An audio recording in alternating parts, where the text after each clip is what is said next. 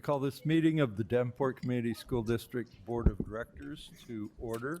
We'll start with our board priorities.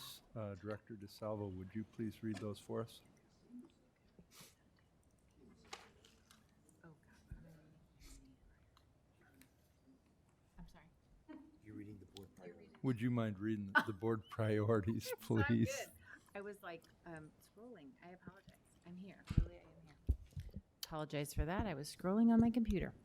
Our board priorities. The Davenport School Board establishes the following priorities to ensure the academic success of all students. Provide leadership and direction to improve the overall learning environment in our classrooms, schools, and district, including the health, safety, security, and happiness of students and staff. Direct and support actions, programs, and activities which reduce the impacts of poverty on our students, their families, and our community. Thank you.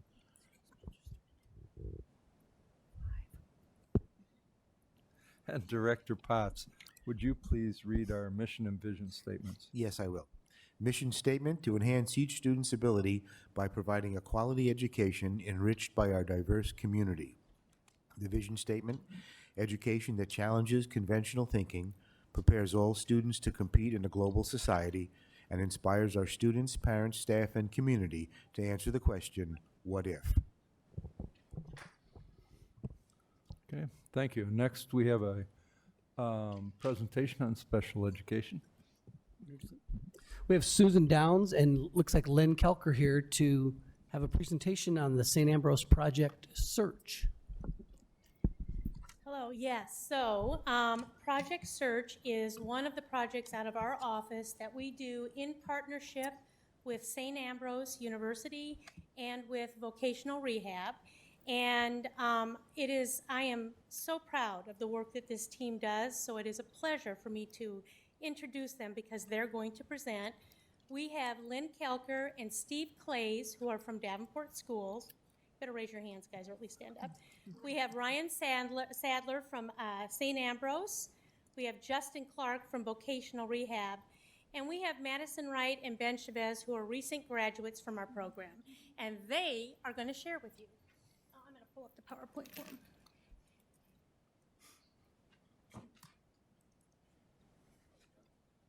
There you go. And then you just use, got it? Yep. All right.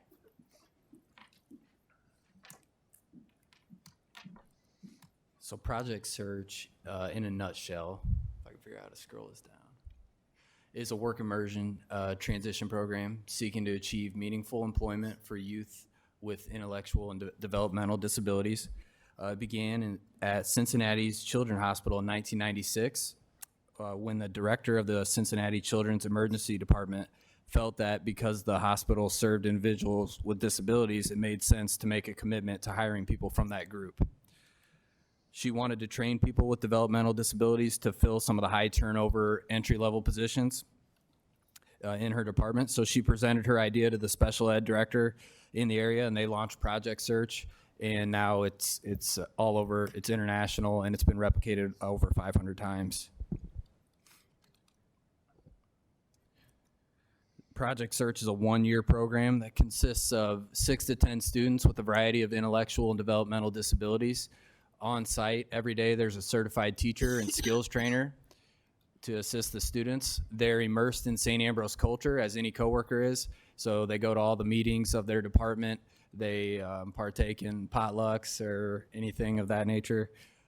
They rotate through 3 unpaid 10-week internships with continual feedback from their department managers, their job coach, and their instructor. And they're all working for the same goal, which is employment in the community.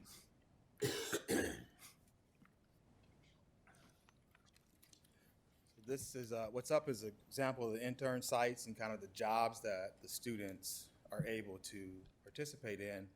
Our children's campus, health science building, our greeters and working food service in that building, Accessibility Resource Center, the office that I manage, running mail, doing various things on Excel spreadsheets and whatnot, and helping us. Actually, our first student was able to identify someone cheating on the exam through our cameras.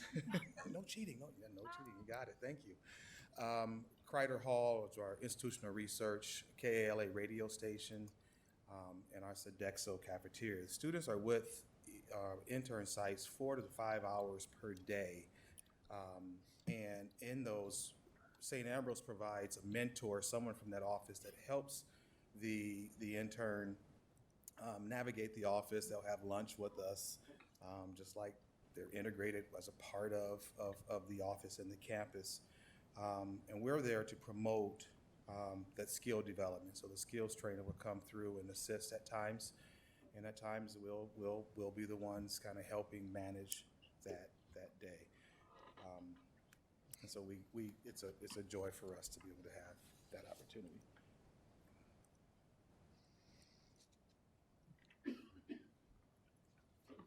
Project Search is a pretty complex program. There's a lot of support that goes around the young person with a disability.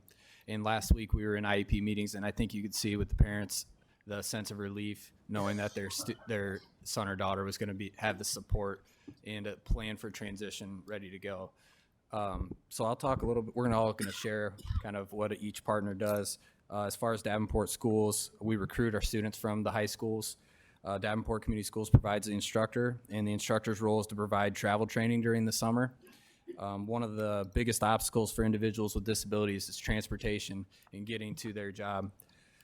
The program model set up for the intern to establish a long-term transportation solution so they have familiarity getting around once they get hired. So their options are to take the city bus, paratransit services, or anything else that's out in the community, and they get that established during the program so that they can use that once they get hired.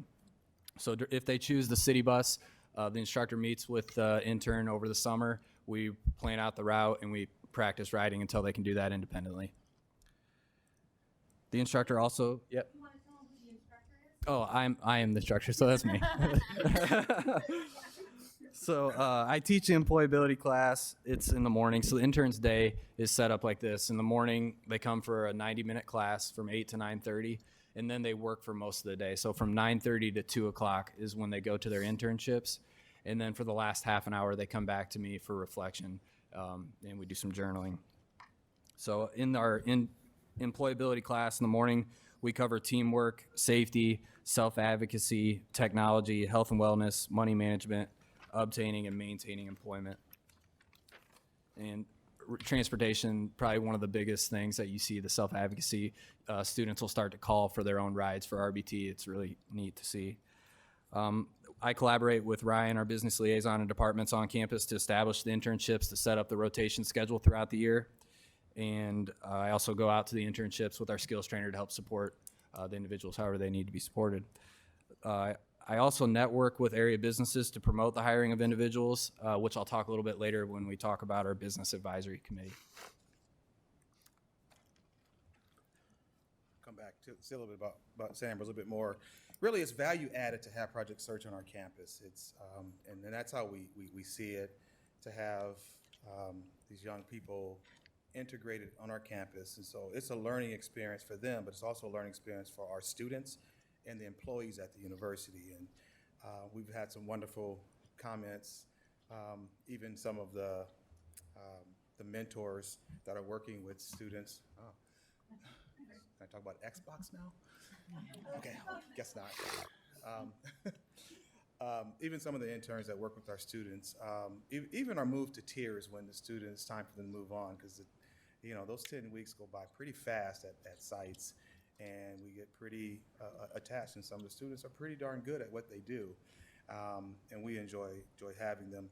I share the business liaison role with one of my coworkers, so we're co-business liaisons, and as Steve mentioned, we are working with other departments, offices on campus, trying to get them to integrate and to welcome Project Search interns so that we can diversify the experiences for our students that are student interns that are participating in the program.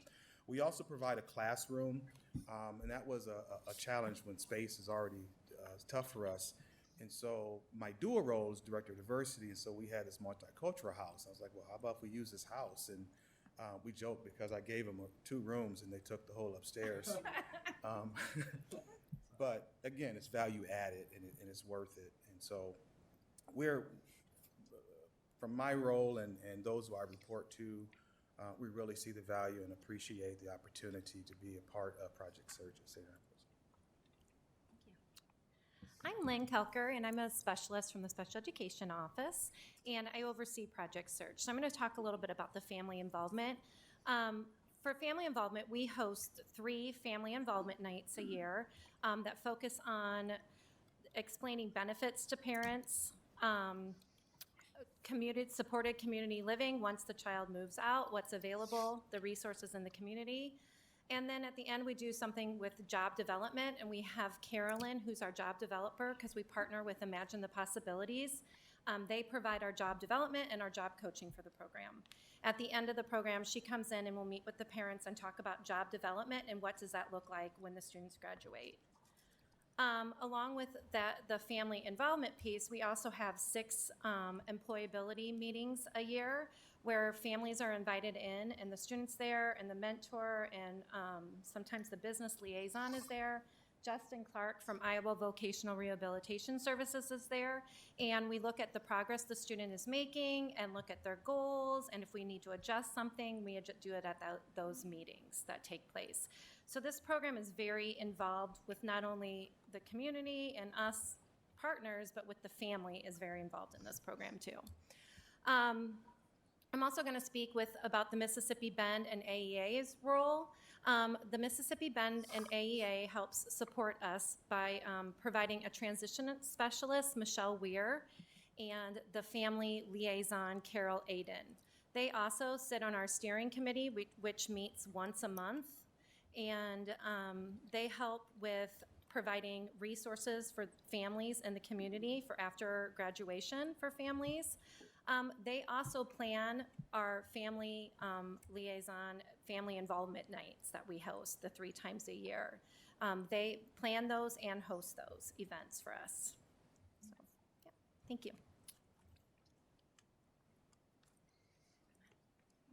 Hi, my name is Justin Clark, and I work with Iowa Vocational Rehabilitation. My sole job is to work with high school students in Scott County. I work with high school students with disabilities to try to get them ready for employment and make sure they make that step and they're successful once they get employed. And so as it pertains to Project Search, my role really is to help facilitate the skills trainer position. So Imagine the Possibilities is our provider, like she said, and I would pay their services to come in and help them teach the skills they need to be successful at St. Ambrose. And along with that, as we get close to graduation, we start to do job development like Lynn talked about. And so I'm also paying for that service, allowing Imagine the Possibilities to come in and develop those positions. And then for long-term follow-up, we would do the job coaching in the community. So these guys go out and get jobs, they do a great job, and we provide the support they need as they get used to their roles, to get used to all their tasks and things like that, and make sure that they can be successful before we close them out successfully. So in a nutshell, that's what I do with Project Search. So like Justin said, Imagine the Possibilities, the skills trainer is always on site, and then that job developer usually comes in about March to help with interviews, resumes, calling, callbacks after they apply for a position, and kind of helps get the job for them or help them get the job. Another huge part is the networking. We try to just get on it as soon as we can. So we formed a business advisory committee, and it was created to provide support and networking opportunities for the interns. And the council's made up of area businesses that meet with the interns 3 times during the year. They do a meet and greet where they kind of learn about the business, learn what jobs are offered there, and then they do a reverse job fair at the second meeting where the interns actually get to demonstrate something that they're doing at their internship for the business. And then the third one's a mock interview with the different businesses in the Quad Cities. So it's been a great networking opportunity. We're always looking to build that program too. So today we have 2 of our interns that are going to share their experience. And first up's Ben Chavez.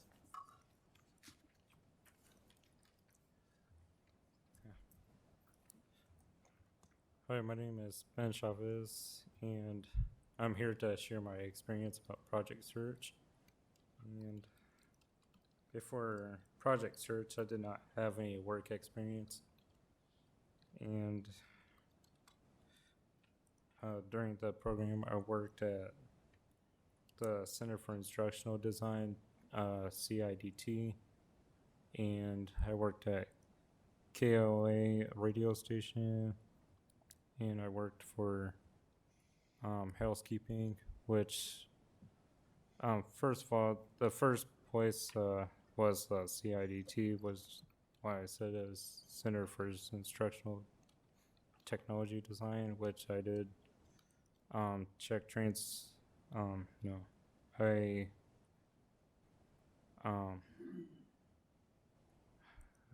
I try to.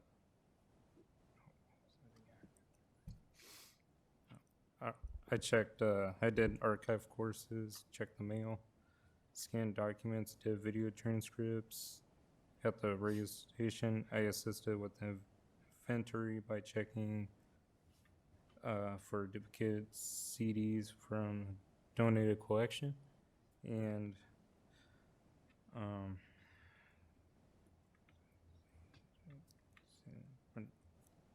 I took hourly transmitter readings and created a database for the station's jazz final collection. At housekeeping, I collected trash around campus and disposed of it in the compactors, delivered supplies to buildings on campus, and performed general cleaning. And in order to get to Project Search, I wanted to take the city bus, well, 2 city buses a couple days before graduation. I interviewed for a position at Hy-Vee. I did so well. I went for a second interview. I was offered the job as courtesy clerk. So, Cool. as a courtesy clerk, I bag groceries, collected cards and baskets, and there will be more torn as I just started last week. So that's pretty good. And so I'm still taking the city bus to get to work. I'm going to save my paychecks to buy a truck and study to get my license.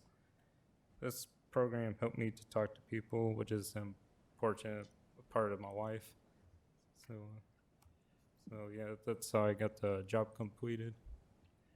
So that's about it I had to say. So, yeah, no problem. And next we have Maddie, who is from our previous cohort.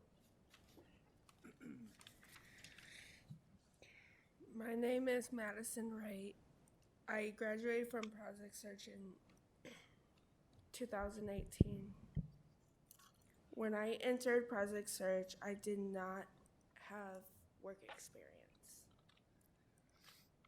While in the program, I completed 3 internships. My first internship, I worked at the children's campus.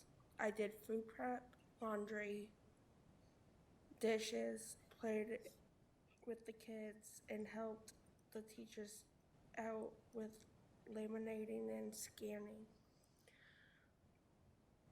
And anything else they needed during this internship. I had to take the city bus from St. Ambrose campus to the building located across from the street from Genesis West. I got to ride it with an intern who worked at the health science building.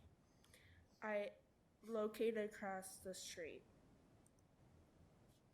My second internship was at the university bookstore.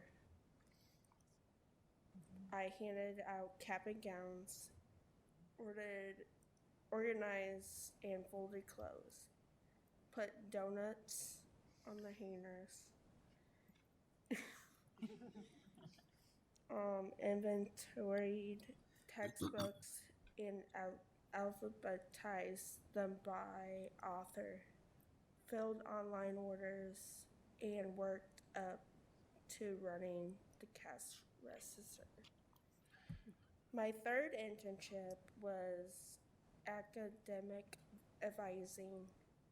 There I prepared materials for orientation and graduation, checked students' schedules and transcripts, and was in charge of the front desk. I was the traffic cop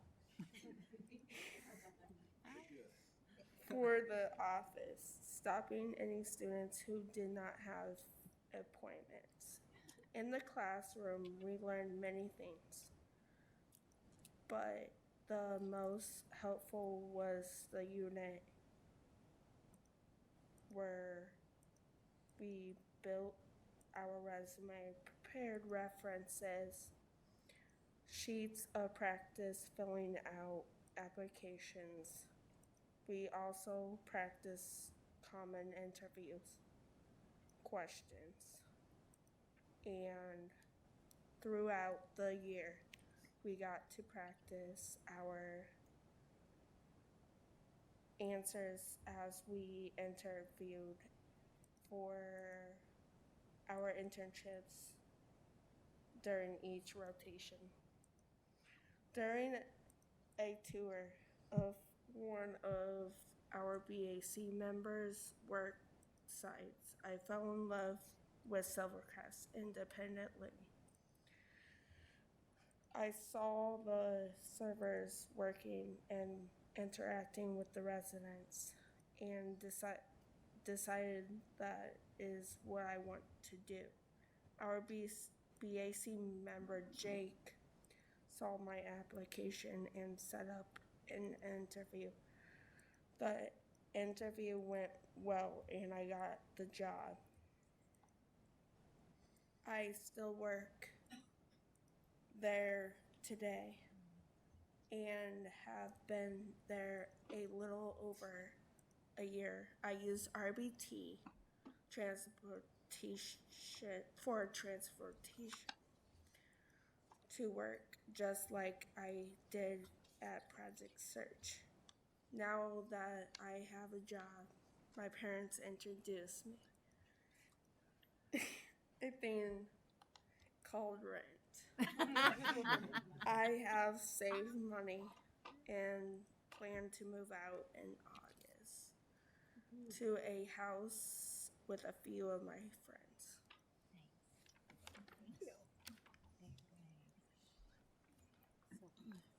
My printer was running out of ink, so I think they were trying to find what the words were on the page there, so I apologize. So the results from the program, we've had 2 years now. A successful outcome by Project Search standard is for the intern to get a job working 16 hours a week, making at least minimum wage. And this has to be reported. It's actually 6 months after graduation. Our program had an 80% success rate using those standards, but from our first year, but we have 100% of the first year students working in the community right now from that first year. And from this year's class, we have 4 out of 6 who've already begun working their jobs in the community. And we have 2 who just recently interviewed. They're hoping to hear back this week, so our fingers are crossed. I just want to put a little bit in perspective in terms when we look at the disability and labor. The Department of Labor puts forth this report in February, roughly every year. And of those who reply to that, again, as the slide says, 26% of those persons between age 16 and 19 are unemployed. The 17.4 are employed. When you look at individuals without disabilities, only 12.6 are unemployed, okay? And so programs like Project Search, they're making a difference. And as you hear these two, it's making a difference in terms of employability. And you look at our standards based on Project Search, 80% and about 67% this year at this point. We have till October to meet their standards, but you're looking at 100% of roughly the students that are participating in this are employed according to the Department of Labor. So, the perspective.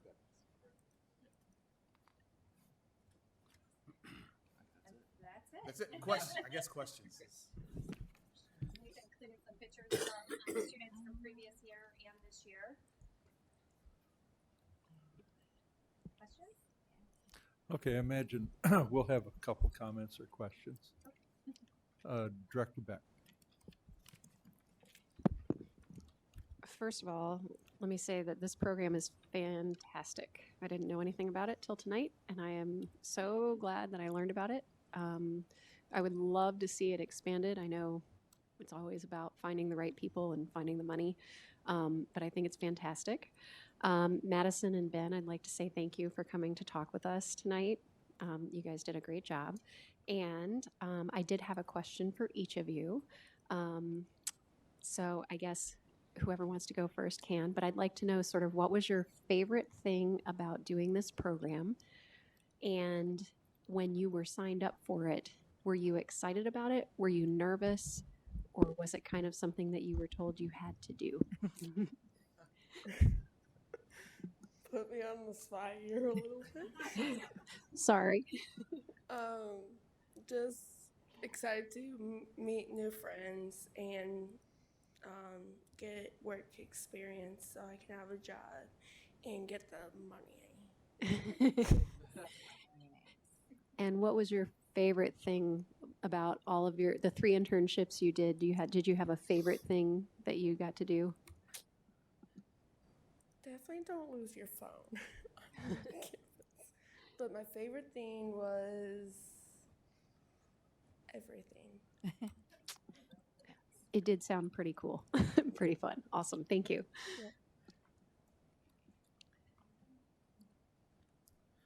One of my favorite things about it is I liked all the internships, and I enjoyed talking to them. They're really nice. The people I met, the one at CIDT was Donnie, Garrett, and Patrick. That there's supposed to be like 3 supervisors. Okay. That's where I worked in the library basement Okay. on their computers. And KOA radio station, Dave Baker, he's really nice too. I talked to him a lot too, of course. And I try to remember like who. I know there's one other person there that kind of works for him. Okay. I think his name's Kenny.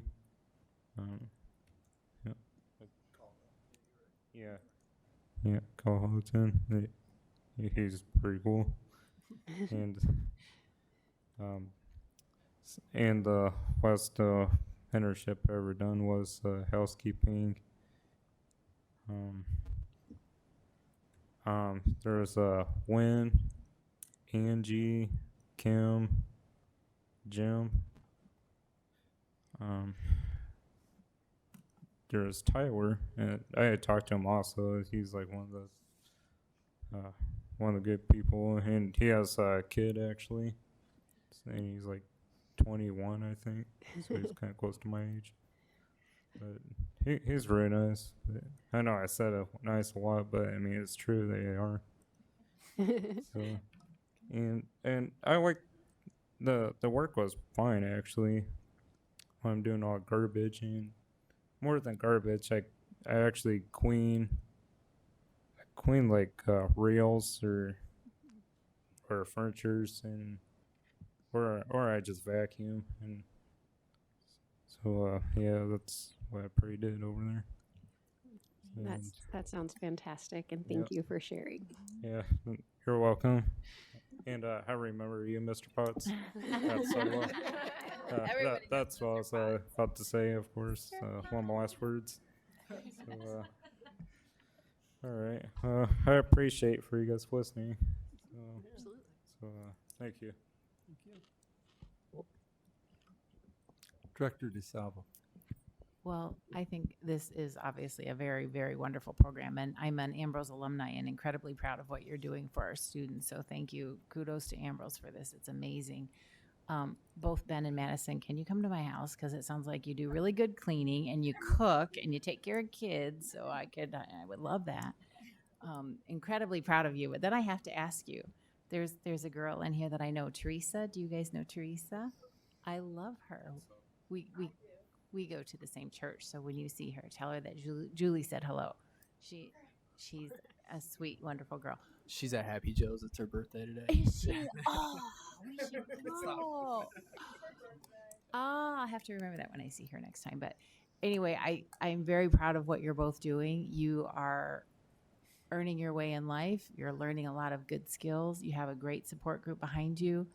I think what you're doing is amazing, and we're very, very proud of you. So keep going. I want you to come back. I want to see you next year. Come visit us again, because I want to hear how it's going at Silvercrest. And Ben, I want to hear how you're doing.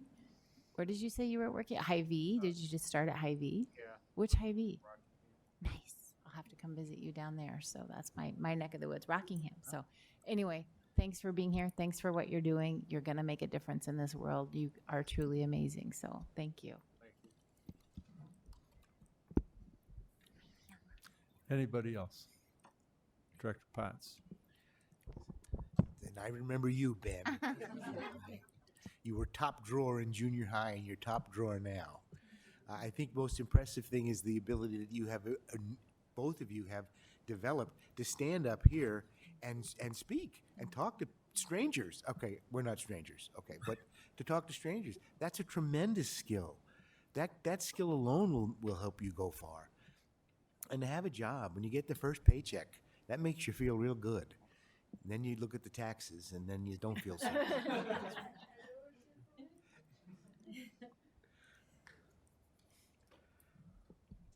Anybody else?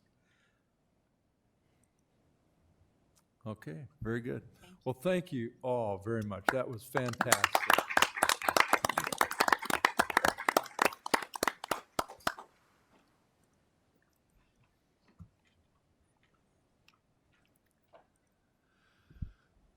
All right.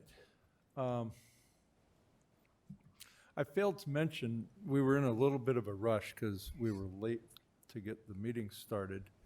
And I failed to mention that Director Gosa is participating also by phone. And we have determined that it's appropriate and it's the right thing to do to allow board members to participate by phone, especially when they may not be available to participate in person. And I think Director Goss is probably down in Kansas or something like that. And so it would be an extreme hardship for him to get back up here just for a meeting. Director Goss, are you with us? Yes, I am. Okay, thank you. I apologize for not mentioning all that earlier. Okay, we'll move on to board reports. Are there any? Director DeSalvo. A week ago last Sunday, we had the graduations for all of our 3 high schools, and that is probably the best day of the whole entire year for me, even better than Christmas, as I'm so incredibly proud of our students. We had 340 students graduate from West High School. We had 287 students graduate from Central High School and 237 from Davenport North. And 2 weeks before that, we got to participate in Mid-City graduation, and they had 36 graduates. So I just, on behalf of the board, I get goosebumps just talking about it. We're so proud of our students, and I can't wait to see where they're going to go. But the honors, the robes, the things that they're doing, community service, it's just to hear and see them. It's an amazing experience, and I just want them all to know we're incredibly proud of them all. And update on Dr. Kowalski, he continues to take his classes. He will be done with his classes on June 28th, at which time he will receive his certification for superintendent's license in the state of Iowa. The next step, he takes it to the State Board of Education, and they review it and make sure that it's acceptable, and then they will give him a superintendent's license.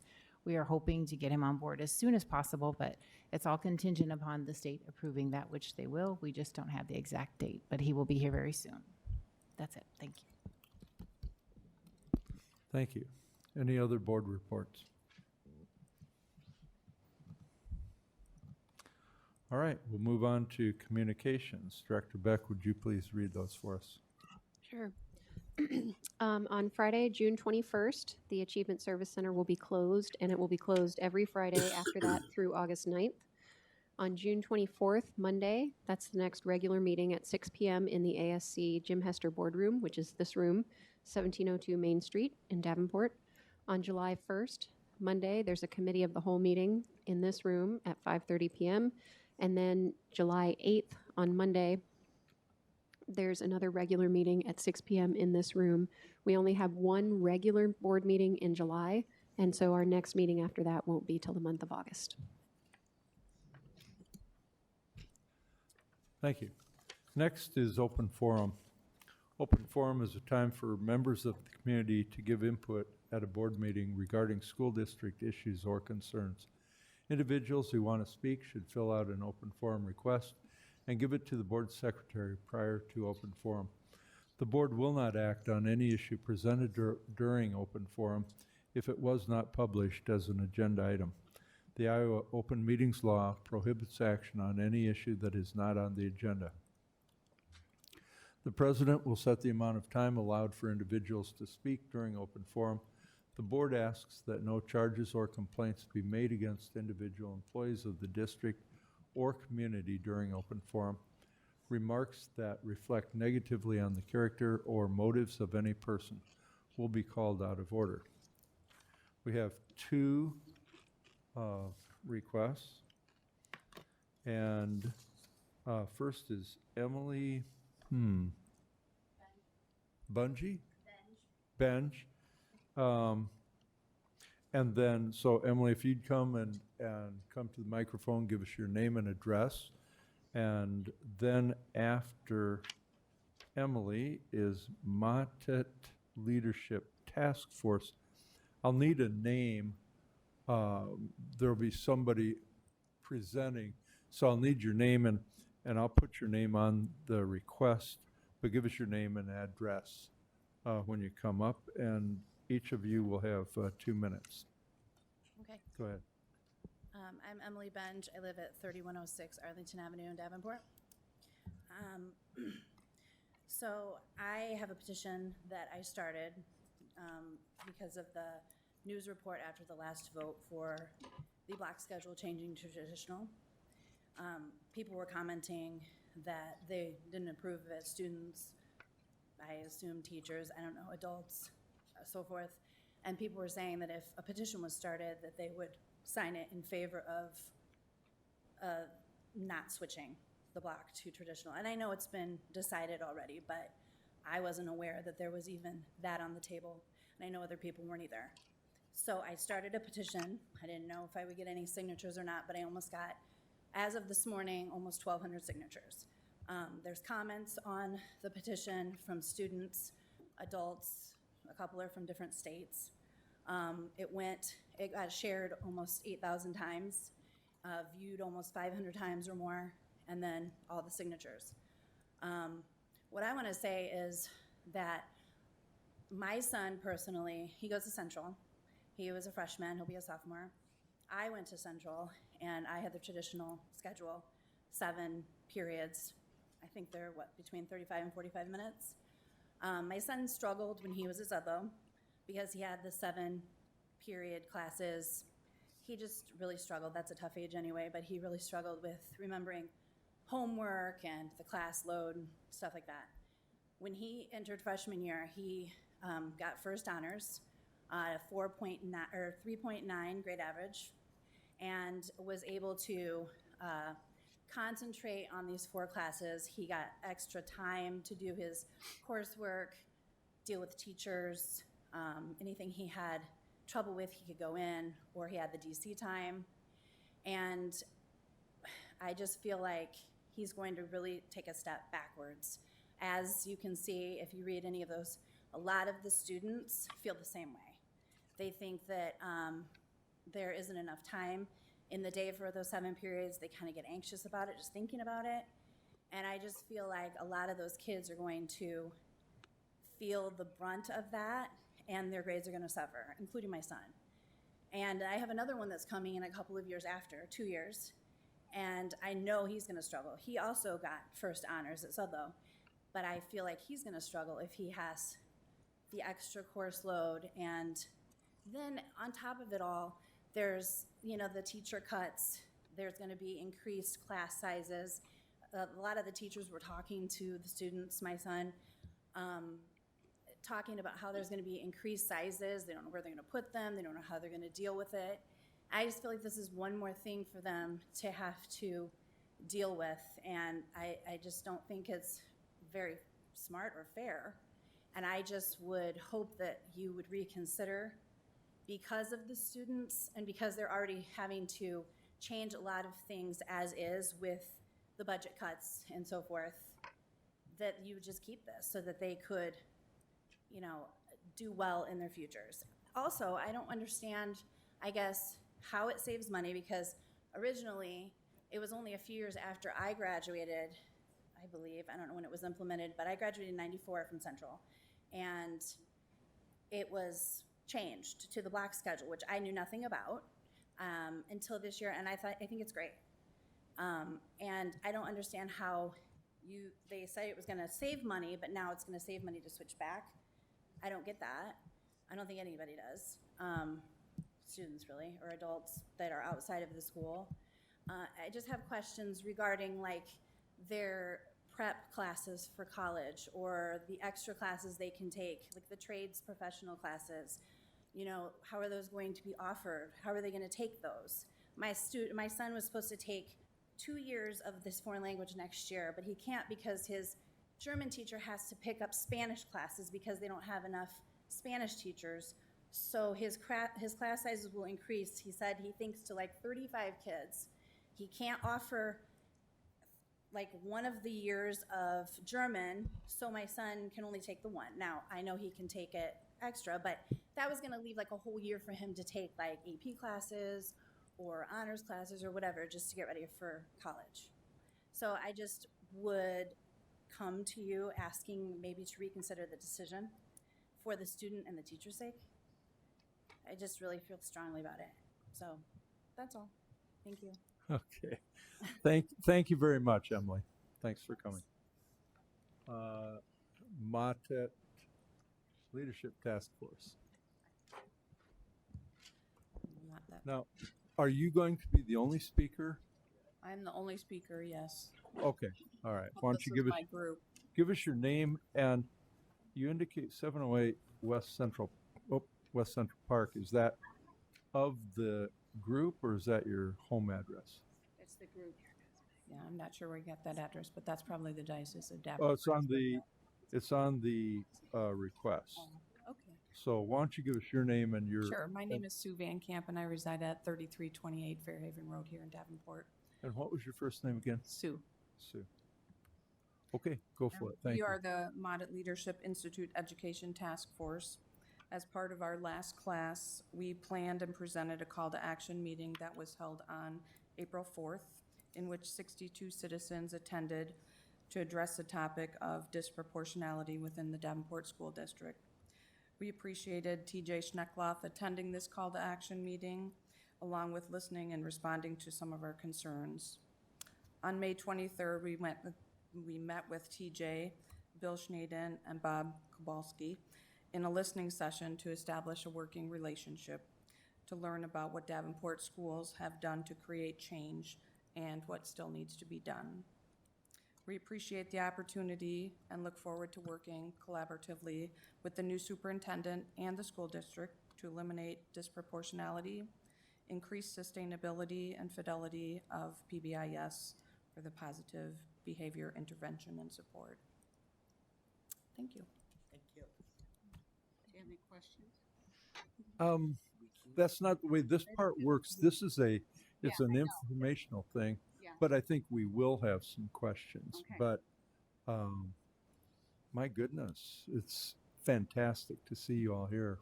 I really appreciate you coming and speaking. Thank you. Thank you.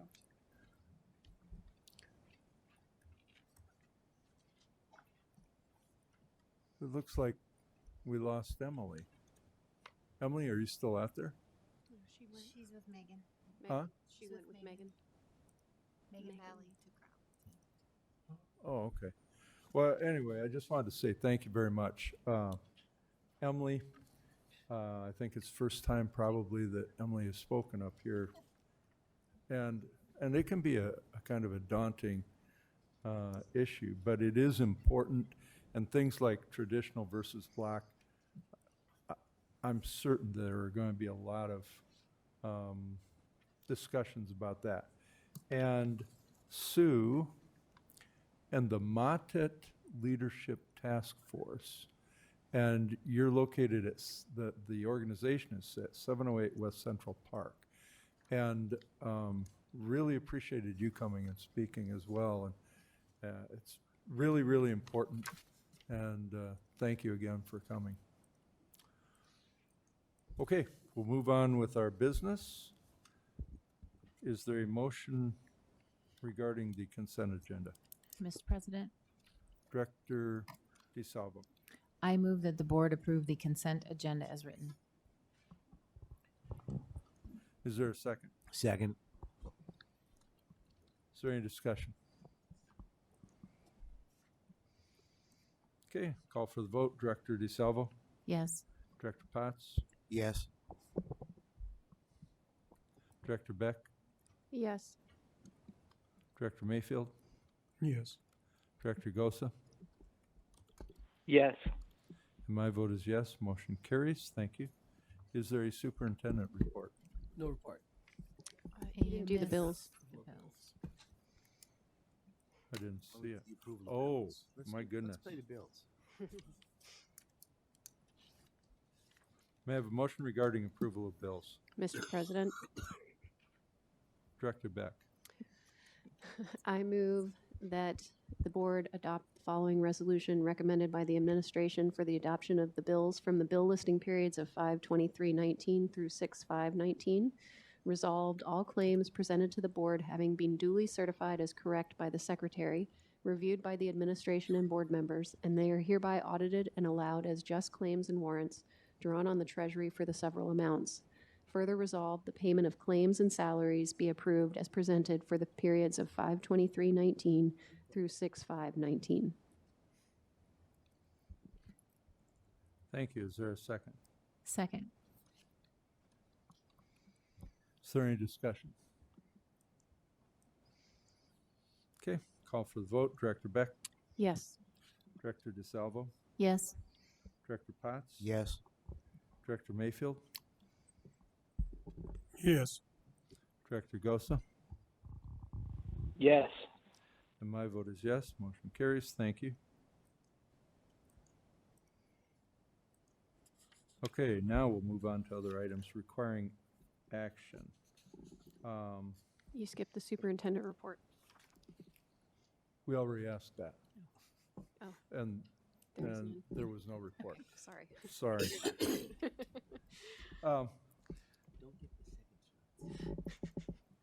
Yeah, we could keep on with that. May I have a motion regarding the approval of plans and specifications for the additional parking at J.B. Young project?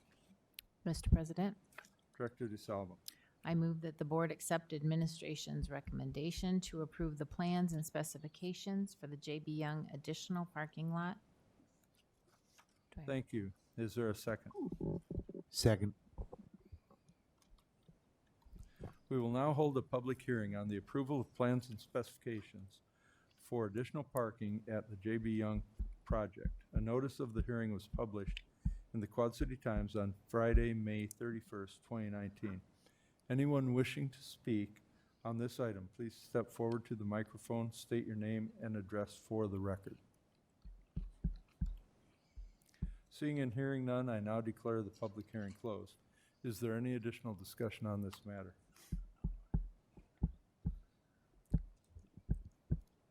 Seeing none, I'll call for the vote. Director DeSalvo. Allison has a question. Ralph? Allison? I hear, I hear. Oh, no, I didn't hear that. I can wait. You're on my in question. part of the discussion? Oh, it's okay. I can wait till the next time we hear it. It's really fine. Don't worry about it. I'm sorry. We were in the discussion phase of a motion. What I know, do but I you- forgot that this was the public hearing part, so, and not actually voting to approve, so don't worry about it. Just Right. ignore what I said. Ignore that I raised my. Okay, all right. Okay, now we'll call for the vote. Director DeSalvo, Yes. Director Potts, Yes. Director Mayfield, No. Director Gosa, No. Director Beck, Yes. my vote is yes.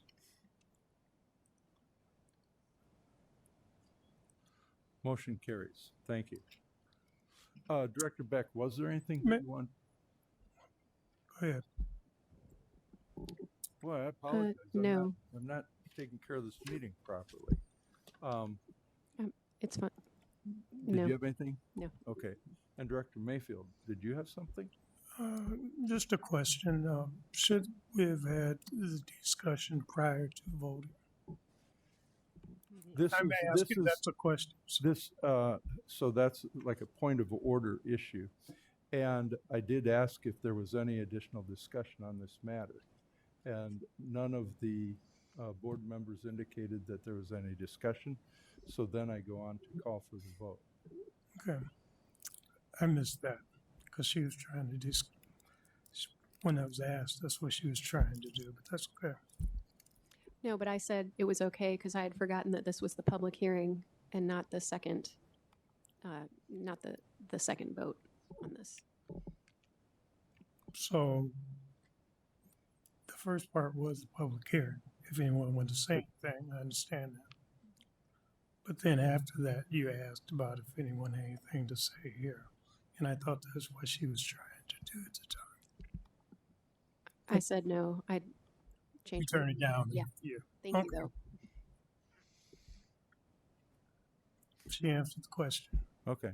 Is everything okay? All right. This was a public hearing for everybody out there. And we do have to vote to approve the plans and specifications for the parking at JB Young, which is what this was all about. We'll continue on then.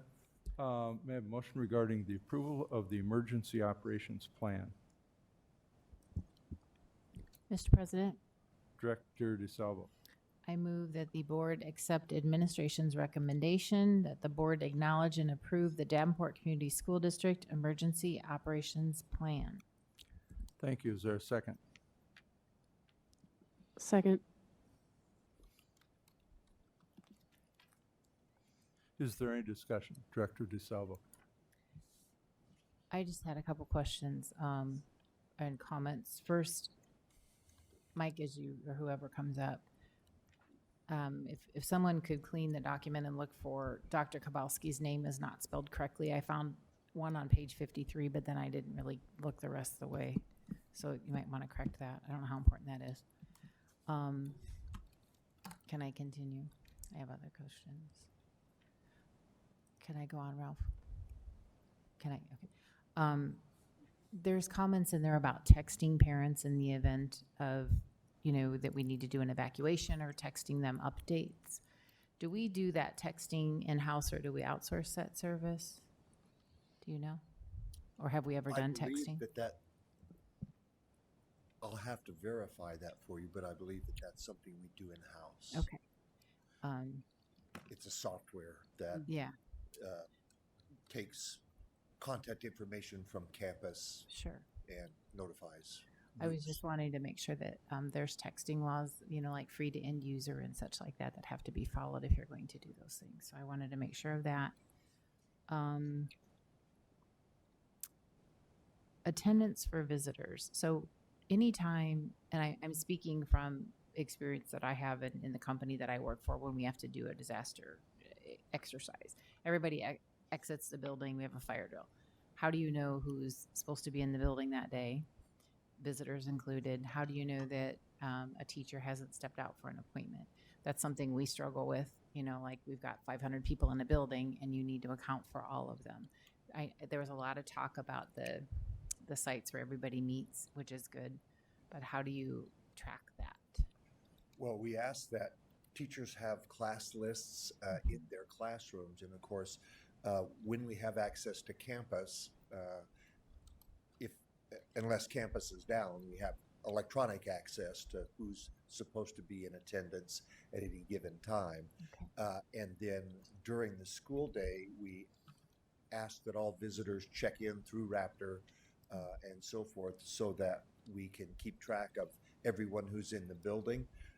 We've had a lot of discussion about this very topic, and it's a difficult problem to solve, to try to be certain that we know that if we evacuate, that we've got everybody accounted for. And of course, as you go to middle school and high school, it becomes even more difficult as kids have a mind of their own if you're going to be walking, or if you're supposed to get on buses either way and taken to an off-site. So we're like aware of and have had a lot of discussion about what are the obstacles and how do we overcome them. But we have asked that there be hard copies of student lists in each a folder in each classroom, in addition to campus. And we know that hard copies may not be absolutely current for who's in attendance today in the event we're not able to access campus. But our discussion was it's better to have a list that's 95% right than no list at all. Good, very good. You mentioned the Raptor system, and I had a question. I think we've talked about this. It's been a couple years, but we talked about when someone checks in, is there a check for a sex offender entering a school through the Raptor system? Yes, there is. And we occasionally find someone attempting to enter who shouldn't. The system is has been very good. Occasionally, we also have a false positive that has to go through some verification, and we find that, oh, that person isn't the person. Our principals and our building secretaries have gotten pretty skilled, actually, at using the system, and it's very, very effective. The shortcoming, I think, that we have is some of our visitors who frequent our buildings and make boosters and people working with concessions and after school hours and so forth. We don't get everybody checked in through Raptor, and we know that.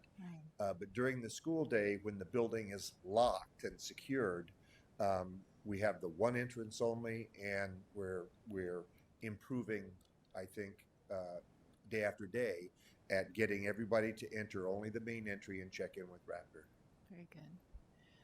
Some paragraphs and statements in the document were of red font. Did that signify anything in particular? I'd have to ask Bruce. I don't recall.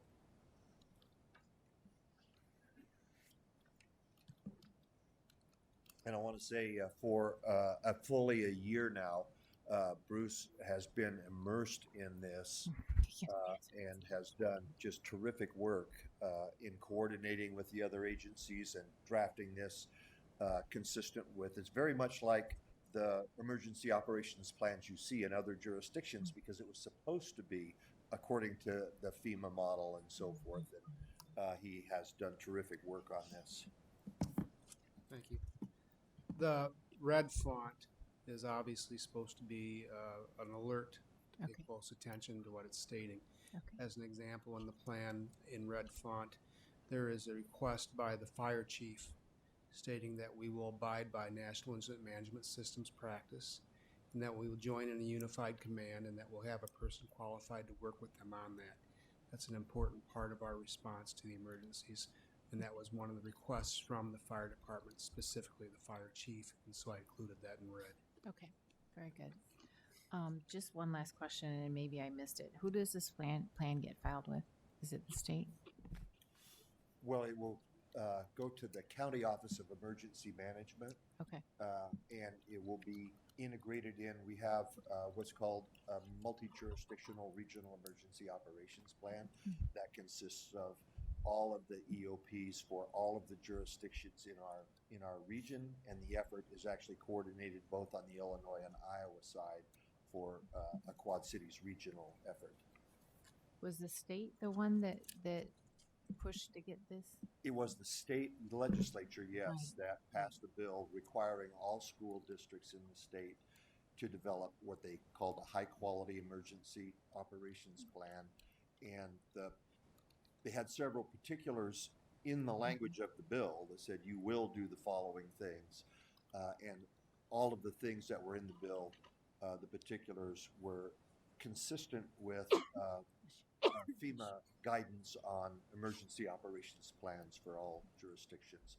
So that in the event of any emergency, that everyone would be speaking the same language, using the same protocols, understanding how the incident command system would work, who would be in charge when, and so forth. So this is the same plans and protocols used by all of our first responding agencies and so forth.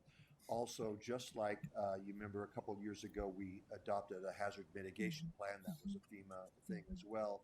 And having these plans in place expedite your ability to access public assistance grants funds for declared emergencies.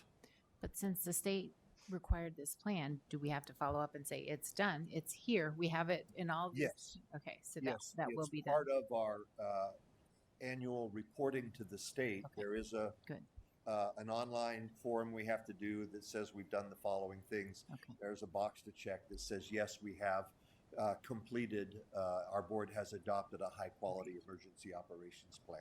Very good. Okay, thank you, and thanks for all the work on it. It's a huge document, very detailed, very well written, so thank you. Any additional discussion, Director Beck? I was just going to point out for the other board members, I spoke with Mike and Bruce before the meeting, that the board policy listed currently isn't a policy, and so the policy committee is going to need to draft a policy that fits with this as well. So that's on the horizon. Anything else? I've got a couple questions. So FEMA required the state to do this, or did the state require it and it has to be to meet FEMA guidelines? What prompted this action by us was the legislature, the state legislature's action. Okay. And the document is lengthy, and I didn't read the whole thing. But where does it reside? Where does it reside? On our network, all of our district administrators have access to that document. You saw in the language of the Senate file that it is a confidential document, not subject to disclosure in public records, because it details a lot of information about how we would respond to certain incidents or situations. And so it is available on our computer network to our administrators. And so the administration generally knows the document. And then you said that we interact, or maybe interact isn't quite the right word, but you said that we're working even with municipal or government organizations, even across the river. And is that required somewhere? Is that a state issue, a federal issue, just No. a common sense issue, or? It's a common sense issue, and in most jurisdictions where the metro area is in multiple states, that it's common that there's a coordinating agency. There's a monthly meeting. I've attended a couple of times. It's sponsored by the Office of Emergency Management. The county coordinates that. But the purpose is to have a shared understanding of available resources and of operational protocols amongst all of the jurisdictions in the region. Is it a pretty good organization, you think? Yes, I do. There are a lot of people who are involved from all of the responding agencies, the emergency communication centers, police, fire, sheriff, the FBI, that all participate and assist with training, with reviewing one another's work, and being prepared to support one another. And so with all that, where I'm kind of going is that check mark that you said. So who is responsible then for putting that check mark in? And is it one of you that makes the check mark to the state and says, yeah, we did it? Well, I think technically the responsibility is the superintendent's. Okay. It is, yes, one of us. Like there's other, in the state reporting system, different department heads have responsibility to ensure that certain things are done in special education, in food and nutrition services, in emergency management, so forth. And we have to report all these different things to the state that, yes, we've done and we are in compliance and so forth. And the EOP box is a new one this year. And does that check mark go to the Department of Education, or who actually looks at that check mark and says, yep, they did it? The Department of Education. Okay. All right. Thank you. Any other discussion? Director Gosa, do you have anything? No, I do not. All right. Thank you. Thank you very much. Is there any other discussion? Okay, we'll call for the vote. Director DeSalvo? Yes. Director Beck? Yes. Director Mayfield? Yes. Director Potts? Yes. Director Gosa? Yes. And my vote is yes. Motion carries. Thank you. I have a motion regarding an approval bid for the Hayes Parking Bus Access and Basketball Court project. Mr. President, Director Potts. I move the board approve the lowest responsible and reasonable bid for Centennial Contractors in the amount of $557,787.20 for the Hayes Parking Bus Access and Basketball Court project. Thank you. Is there a second? Second. Is there any discussion? This is a good thing. All right, we'll call for the vote. Director Potts? Yes. Director DeSalvo? Yes. Director Mayfield? Yes. Director Gosa? Yes. Director Beck? Yes. My vote is yes. Motion carries. Thank you.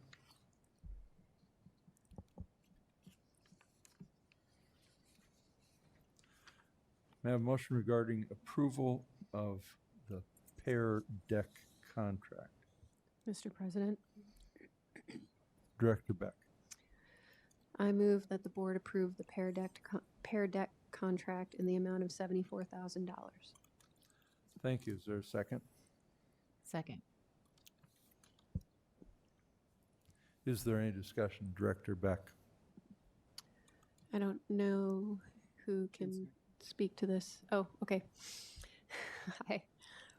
I have some questions. I went to their website just to see exactly what this was, because the document we got was kind of sounded like an ad. Right. So, and it seems like, I get it, it's software, it's like add-on software, but it seems like a lot of the stuff that this program can do, you can do in PowerPoint. So I guess I'm looking for clarification that it's Sure. something more than that. So it is an add-on for Google Slides, which is the Google equivalent to a PowerPoint. And what it does is it takes each student who has a Chromebook in front of them and gives them an interactive experience. So right now in your traditional classroom, you go in, there's a smart board set up, and you can have a class of kids sitting there, and one at a time they can go up there and interact with the board. And it's nice for projection, but you're still only having interaction happening 1 or 2 kids at a time, and not everybody gets that. So what Pear Deck does is it basically takes that experience and puts it on every Chromebook, and kids could have their own personalized, unique interaction. Every kid gets to participate every time instead of just the one or two. So it's, the other thing that's happening is we have, as technology moves on, the sunset of our access to Smart Notebook, which is the software piece that goes with our smart boards. And what's happening is, as the machines get older, they're not able to recognize that program anymore. So we had to have a solution for how are we going to keep interactivity in our classrooms, to keep engagement up and to keep kids immersed in the curriculum.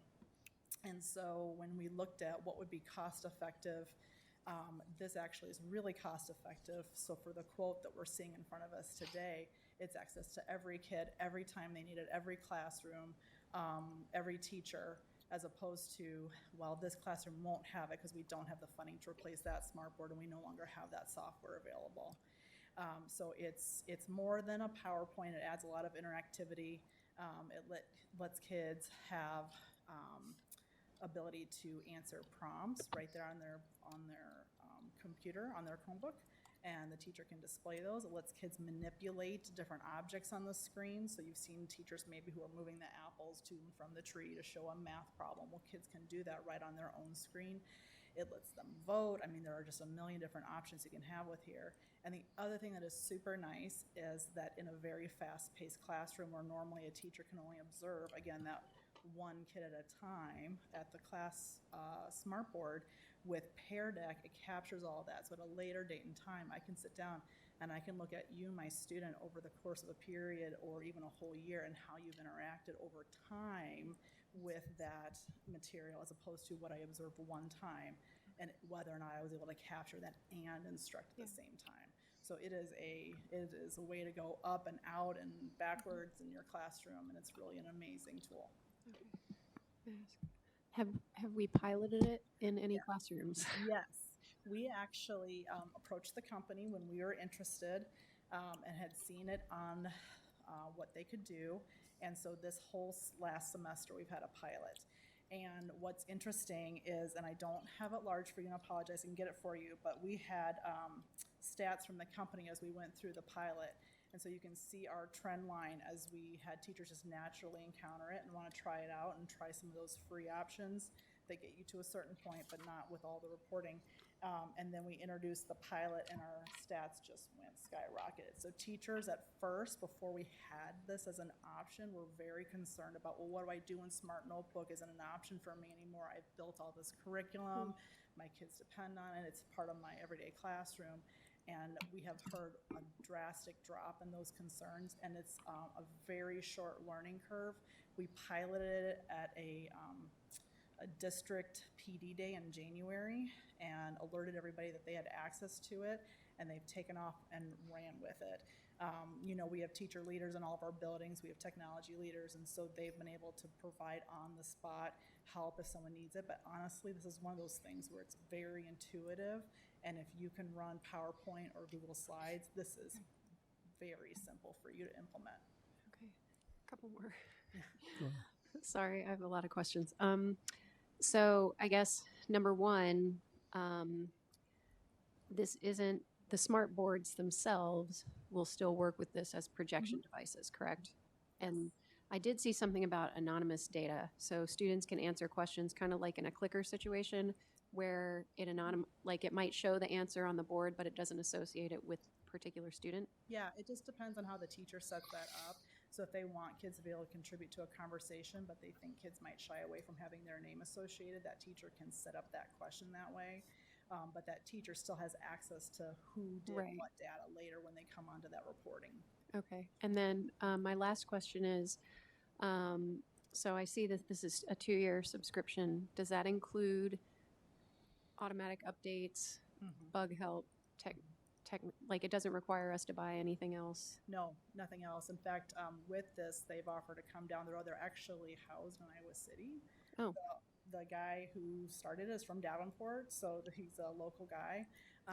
He wouldn't give us a they said family it's not a discount? big deal. We'll come down I-80. Yeah, it's actually we negotiated a drop-in price with the 2-year agreement with them, so we were able to do that. But yeah, they're very hands-on, and they're going to come to. We have a technology boot camp every summer for our teachers, and they're going to just drive down the road and help us out with that and present it. And they've been really great, and it's not at an additional cost. It's just the straight cost. Okay, because I just want to make sure that this is going to be something that isn't like the next new shiny thing that people use for like a year and then, but it sounds like it's just adding on to what we already, basically adding on to what we already do and helping avoid having to buy new smart boards or new projectors. 100%, yes. Okay. And so it's something that we could continually use for the next however many years. Okay. Yep. And the other thing too is the difference between the cloud-based Pear Deck versus the software that you would install if it's Smart Notebook. You wait an eternity in a teacher's world or in everybody's world to get that update, and this can be updated daily if they needed to. So they push out updates, occasionally, and you don't even notice that there's no install or anything. It's just there for you when you log in. Okay, and then so is all of this student data going to be stored with them then? No. It's a cloud service? It's not, right? It's actually a single sign-on through our Google login. Okay. So there's no data stored by Pear Deck on our students. Okay. Whether or not Google sees all of our stuff, that's a conversation for another day. Right. So we had, and as you know, LIS is conservative. They like to make sure that we're not doing anything, and they vetted this, and they were very content with it. Okay, good. Thank you. You're welcome.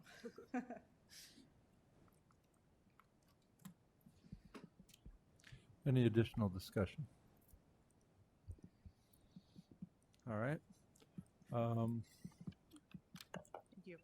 We'll go ahead and call for the vote. Director Beck, Yes. Director DeSalvo, Yes. Director Gosa, Yes. Director Potts. Yes. Director Mayfield. Yes. And my vote is yes. Motion carries. Thank you. May I have a motion regarding approval of policies? Mr. President, Director Beck.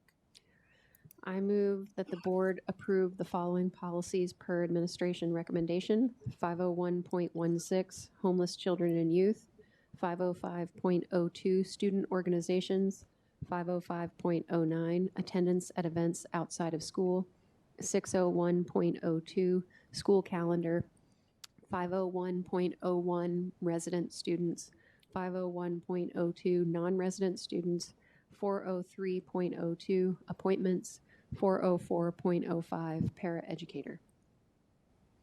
Thank you. Is there a second? Second. Is there any discussion?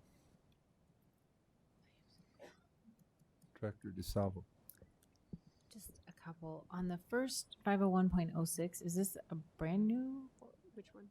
501.06. I don't see any changes, but it doesn't say The homeless children and youth one. If you scroll to the next page, you'll see that it's, oh, you don't see any revisions? No. Oh, So is it okay as is? Let's see. I think it's required by law. Oh yeah, if you go down to the bottom, the third page, there's the revisions. So we've had one in place since 2003, but it's actually required by Iowa and federal law. If you go all the way to the bottom there. Yeah. But there's no revisions. We just have to approve it, right? Or, Oh, there haven't been revisions. Actually, there have been revisions, but we, did they rewrite it? Now that I'm thinking about it.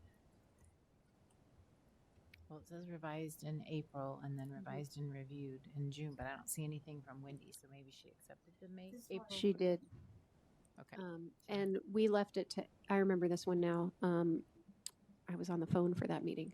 Ellen Riley, who is, I can't remember her. Homeless coordinator. Our homeless coordinator went through it and then had Wendy look at it. Perfect. And so I trusted I think the policy committee trusted. What? There were changes made, but we trusted their expertise So this is the final. Okay. in deciding which changes were necessary. I have other questions. Can I go? Next is on policy 601.02. So this is just really changing an outdated policy, right, with the days? Yeah. Okay, that's what I thought. I'm good with that. I think that might be it. Let me see. I should have written them down. Sorry. That's fine. No, I'm good with that. That's just a comma. Didn't have anything there. That's it. Thank you. Thank you. Is there any additional discussion? All right, we'll go ahead and call for the vote. Director Beck, Yes. Director DeSalvo, Yes. Director Potts. Yes. Director Mayfield, Yes. Director Gosa, Yes. and my vote is yes. Motion carries. Thank you. We've got a phase 2 update. Are we ready? Yeah, I'm going to report out on that again. Mary, are you going to be able to pull that up? I put it on there. I don't know what happened to it. Well, it's the same spreadsheet I showed last Monday, and really there's very little to report other than the fact that we were able to sort it. So we put all of our, what we think is completed, what we're working on, and what's still left to be done. We have met every week, and where we've left it is the citations that we're working on right now.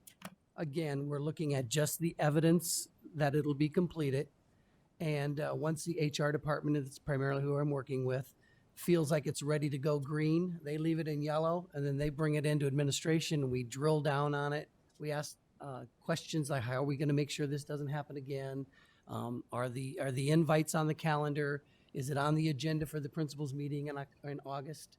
And once that's all verified, then we'll switch it to green. So we're moving very rapidly through that list. As we mentioned earlier, we do know that there's a meeting tomorrow. We'll be going to meet with members of the state school board, and they're going to work on this phase 2 citations and begin to establish some benchmarks or some progress marks as we go. So we'll have a much better feel for where we're at on that plan after tomorrow, whether we need to move quicker or whether we're right on target or whether they're going to ask us to move in a different direction. Thank you. Is there any discussion? Director Beck. I guess I would like to see the sorted spreadsheet, so if you guys can get that to us, it doesn't have to be right now, but, and then also an update to the board on how things go tomorrow before the meeting would be good, if that can be done. What do you mean before the meeting? Before our next regular meeting. Sorry. Oh, okay. Yeah. The next regular. All right. Well, I want one. I just personally want to know tomorrow Preview. if, you know, if way home. things went sideways or things were great. I don't want to wait 2 weeks. We're never riding shotgun, sends out a notice. Well, they have more meetings. We'll work on that. Yeah, we'll work on Any additional discussion? I've got a couple things. At the last meeting, we asked about, does August 2019 mean August 1st or the end of August? Oh, That's one of my questions. I'm going to ask them tomorrow. It's on my list. I understand, but I wanted to know tonight. Oh, I don't know. I understand, but they should have been able to tell us what that means. I'm not sure we've asked yet. Okay. In fact, I know we haven't.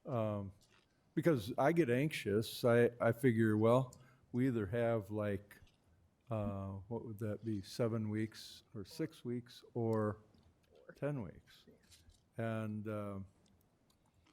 so I understand you're probably going to ask, but I have no idea how the meeting will go. We may not even have an opportunity to ask something like that.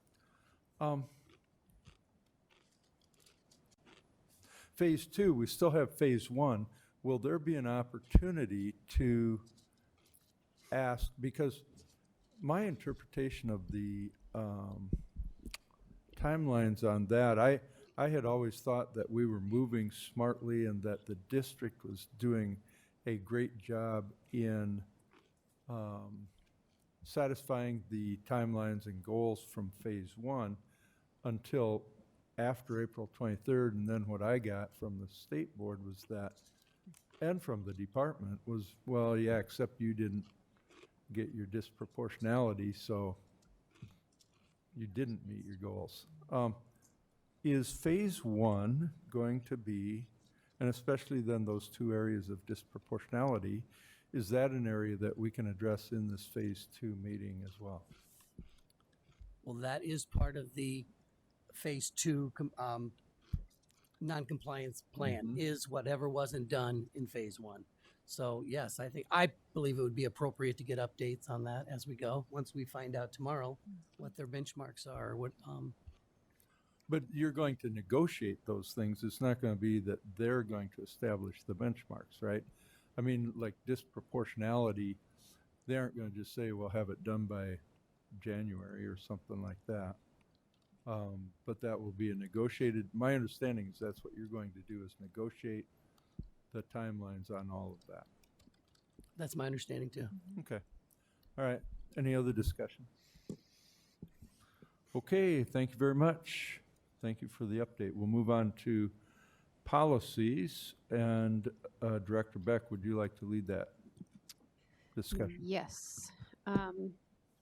So I'll just go through each of these and ask if anybody has any questions. So the first one that we're discussing is 504.02, and it was brought up by Director Hayes in a board request some time ago.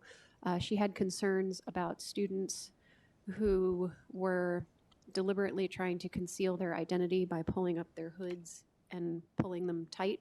This happened in a couple of incidents in one of the high schools. And so she asked if it was possible for us to add to our policy that was not allowed.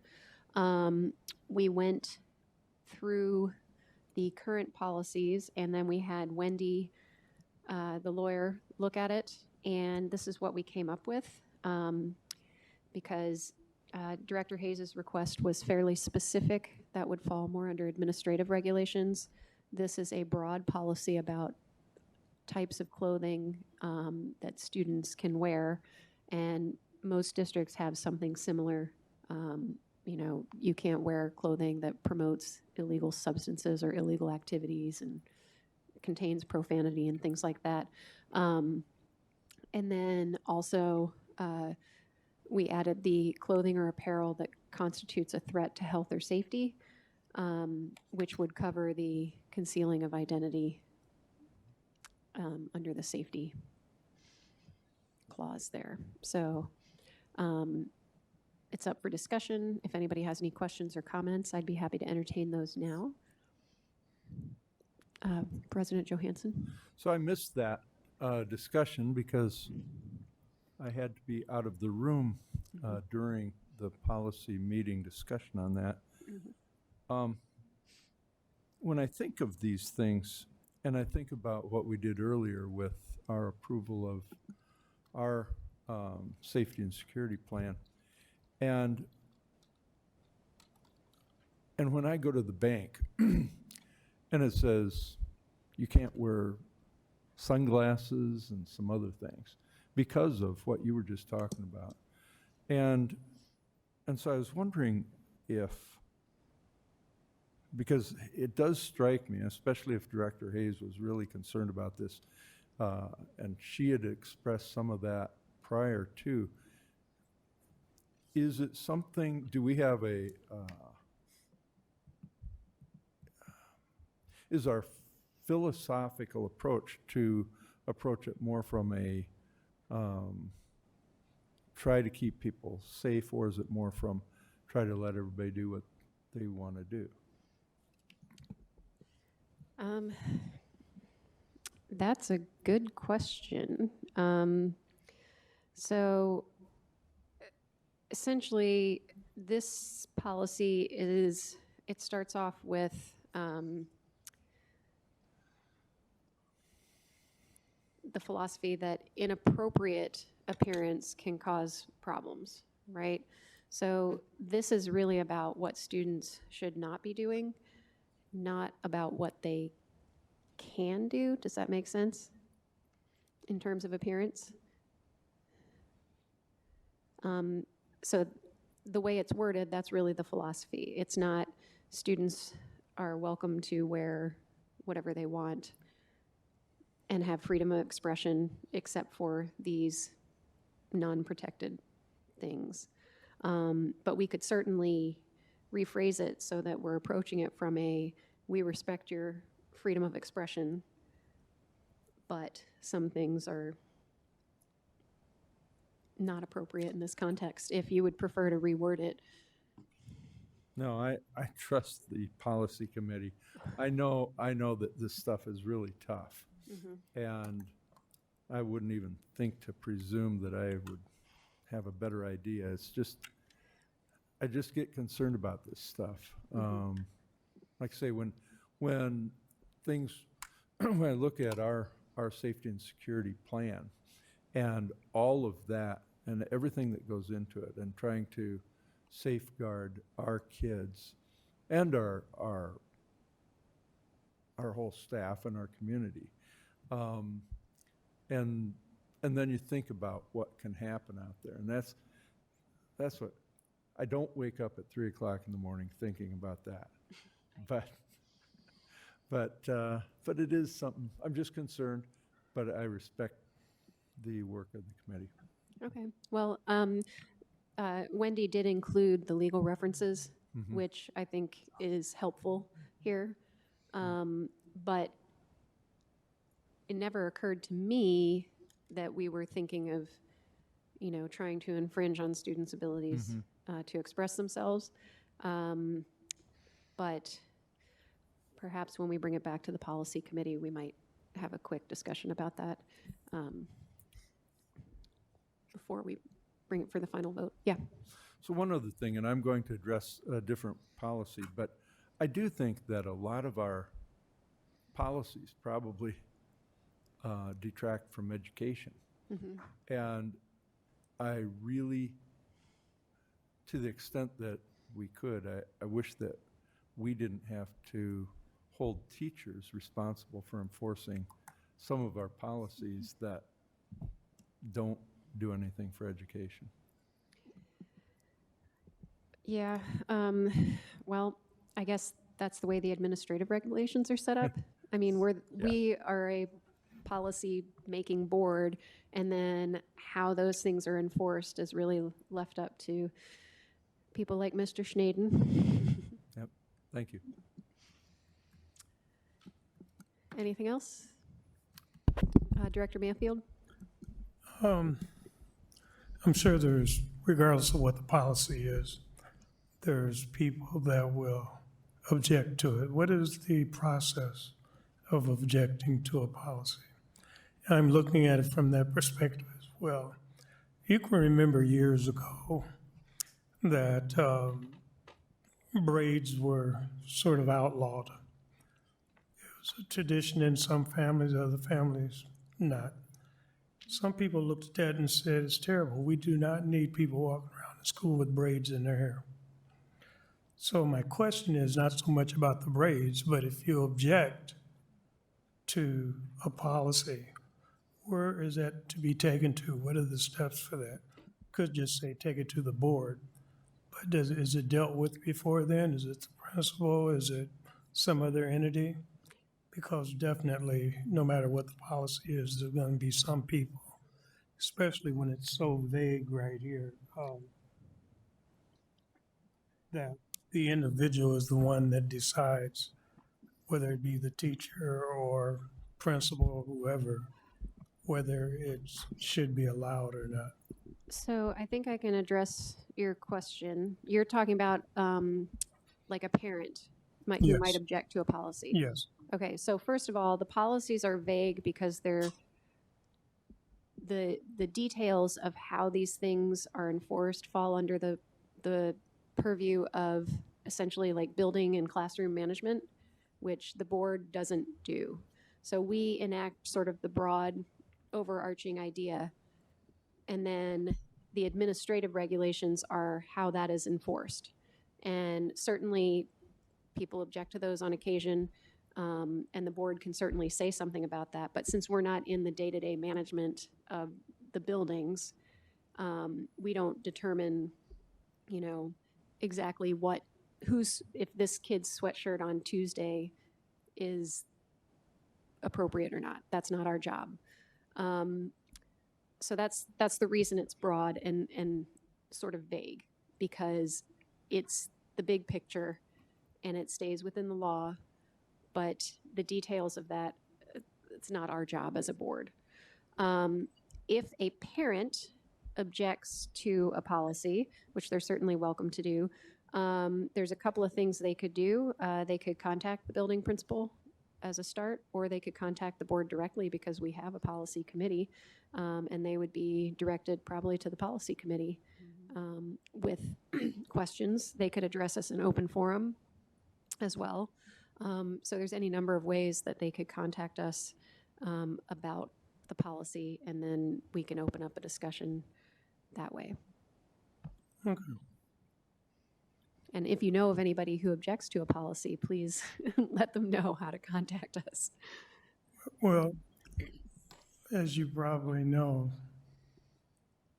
any appearance can be offending to somebody. Yeah. Doesn't make any difference who it is. So it just needs to be very clear as to where you take it to if you object. As that example I gave you about the braids, that was an actuality. That was actually happening. Yeah. Appearance, I prefer they don't wear clothes with holes in them to school. I don't think it's appropriate, but that's just me. You see what I'm saying? So I ask that for those that have objections to what is being said. And when I seen that about appearance, and that one person, whether it be the teacher or the superintendent or whoever says something, then you need somebody to go take it to in order to hopefully work out the details. Yeah, I think if there were a question about a particular student, that would be handled through the building first, and then it would work its way up. If it was a dispute about whether a student's appearance was inappropriate at a particular time, but as far as just generally objecting to the policy, they can contact us, or speak at open forum, or contact the superintendent or principal or whoever. It'll get to us. Thank you. All right, anything else on this policy?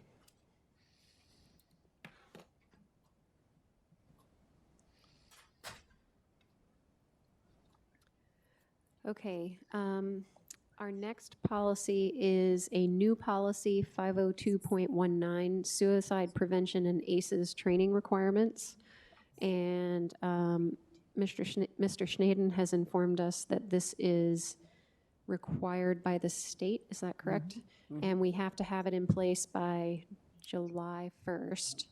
And so what we've decided to do is adopt this is the IASB template, correct?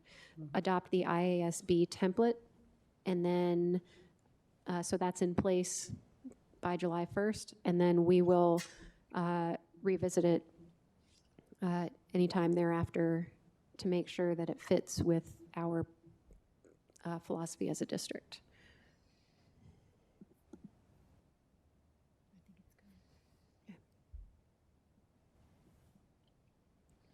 And I will entertain any questions. And if we decide that this policy as written is fine, then we'll just keep it.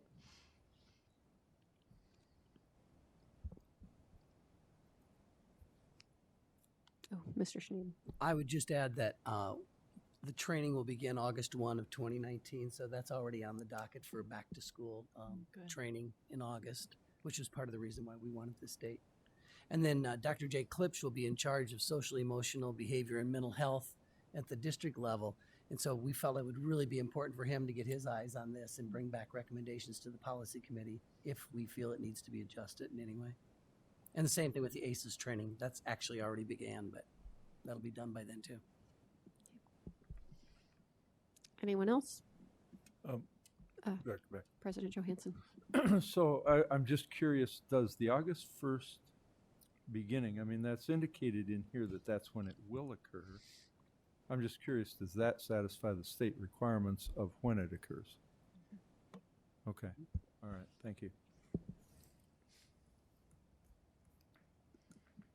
Anything else? Anything else?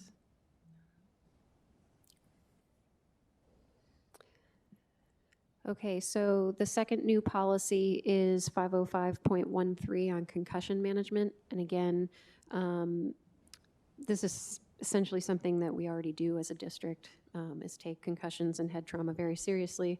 But we are required by law to have a specific policy. And so what we did was make a general policy stating that we will take required actions, and then we included the administrative regulation here just for your reference, which has a little bit more specificity with regard to how the management occurs and who determine best practices. And we follow the Iowa Department of Public Health, Iowa High School Athletic Association, and the Iowa Girls High School Athletic Union, which we've been doing for years. Questions? Director DeSalvo? I just have a comment of the parent of a football player that had a concussion. I can tell you everything written in here did occur. At the beginning of every season, we get it, whether it's football or baseball or any sport. You get the concussion form, and then all this is exactly like it happened. So it is working, and it is working just like this. So that's good. That is good to hear. Well, now we have official policy to back that up. Anything else? Okay, so our last policy that we've been looking at is closing schools, 501.05. And I revamped it based on the guidelines put out by the Iowa Department of Education.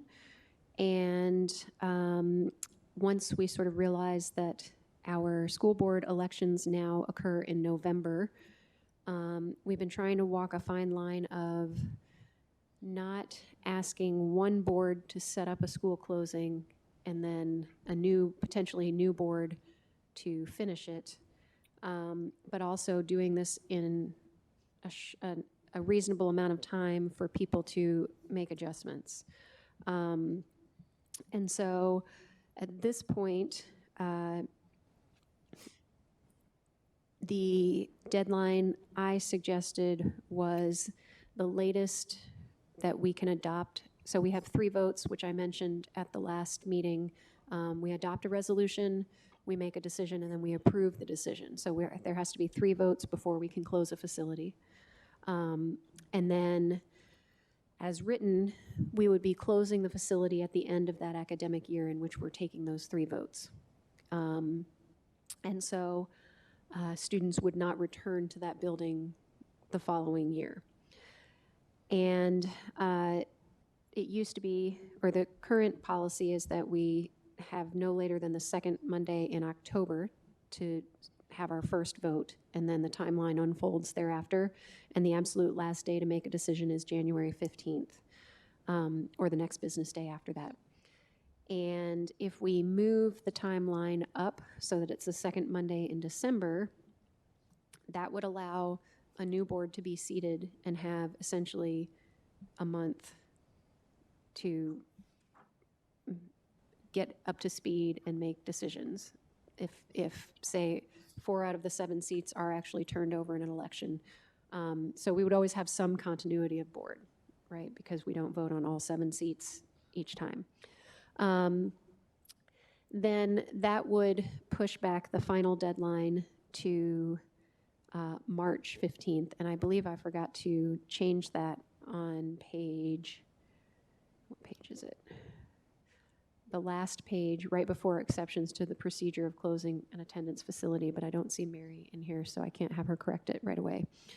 But it would have to be no later than March 15th. So I guess my question is, at this point, does that seem reasonable? Is that something we want to stick with? Would we want to move the timeline back so there's more time? Basically, the idea is that we would then have essentially 2 months until the school closed instead of 4. And then the other question we need to entertain is, well, first of all, I want to point out that none of this says we absolutely have to wait until December. We could always start this process early. We could always complete it earlier. There's nothing that says we can't do that. So I guess this would be sort of the bare minimum, skimpiest timeline, but not skimpiest, but bare minimum. So I guess my question is, would March 15th as a final date be acceptable, giving people 2 months to adjust to the final decision? Of course, we've had public hearings by this point. We've already planned everything out. We've mapped transitions. We've mapped transportation. Everything would be in place by then.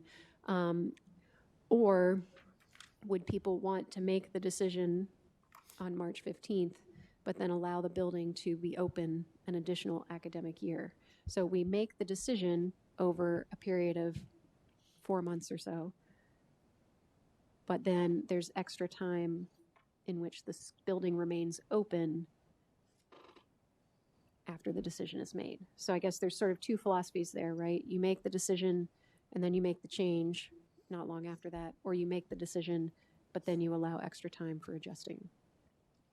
So I guess I'd entertain thoughts. Director DeSalvo. This is very aggressive, although I do appreciate it because you have new people coming in that are going to have to deal with decisions that perhaps they wouldn't agree with. Mm-hmm. So I like that part of it, but I am concerned with March 15th. Mm-hmm. That's not a whole lot of time. Yeah. But then on the flip side, if you give a whole nother year, people are going to start, I would assume, jumping anyway on their own.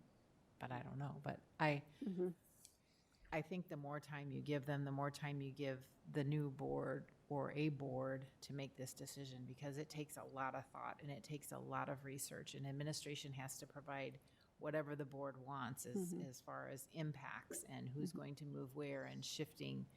I think those things should be given appropriate time and research. So I like the idea of another year, although I think some people will probably leave anyway and move to where they want to.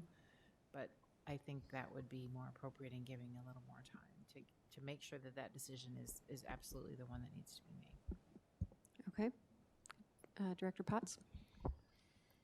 I tend to take the opposite opinion, because it's like, how long do you want the root canal to last? I know. I mean, if the decision is made which I think is ironic, at the Ides of March, to close the school, then make the decision and then do it so that the people involved can get on with it. The parents can make the adjustment. The teachers can make the adjustment.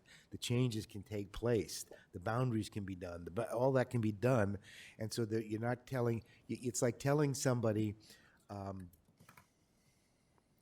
you're going to have heart surgery, but not today. We're going to do your heart surgery in 1.5 years. Relax. Don't worry about it. Get on with your life. Pretend like nothing's going on. It's not healthy. I don't think it's healthy. I think if we decide we're going to close a building, and we decide on the 15th of March. Yeah, I can see that. Okay. I will say that transportation and boundaries have to be worked out before that. Okay. So if you look at what's required to be done, it says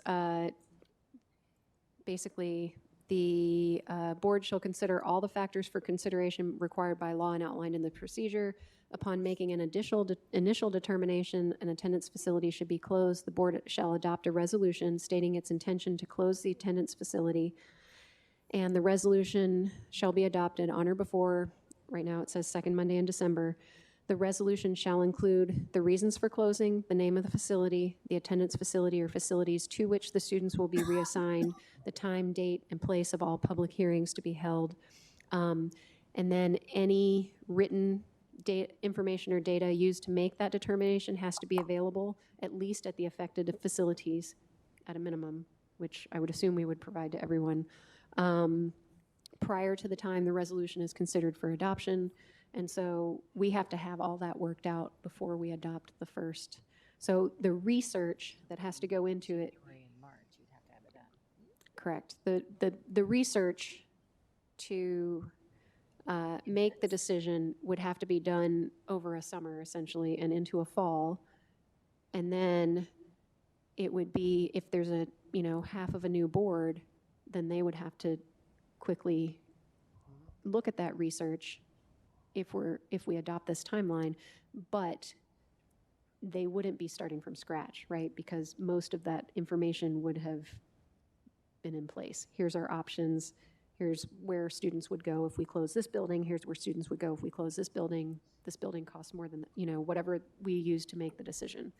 And I'm using the term we in the royal we sense. So the idea is that before you even adopt the resolution, you have all the ducks in a row. And then you do public hearings. And again, there's nothing to say we couldn't do, for example, what Dr. Tate did was have some public hearings before any of this happens. It's, this is sort of the minimum. Any other thoughts?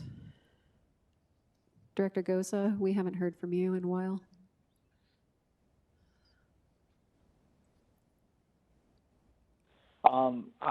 I was good with the second one where you make the final decision on March 15th and then they would operate for, I guess, a whole nother year, so it's a little more time. That's where I was at. Okay, thank you. Director Johansson.